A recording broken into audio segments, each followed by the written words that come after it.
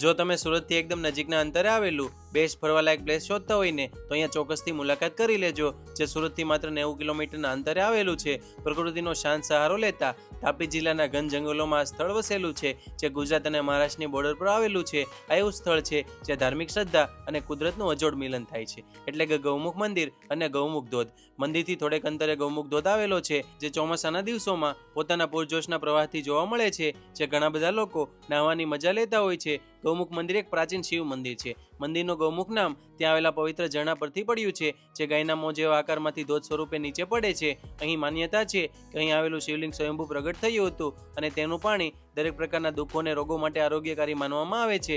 મંદિર પાસેથી વહેતું આ નાનું ઝરણું ભક્તોમાં ખૂબ જ શ્રદ્ધાનું પ્રતીક છે. લોકો માને છે કે આ પાણીમાં ગંગાજળ જેવી શક્તિ છે અને થોડું માત્ર જળ પોતાના માથે છાંટવાથી દરેક કષ્ટો દૂર થાય છે. તો પ્રકૃતિના ખોળે વિકસેલું ધાર્મિક શ્રદ્ધા અને કુદરતના મિલાપની આ બેસ્ટ જગ્યાની ચોક્કસથી મુલાકાત કરી લેજો.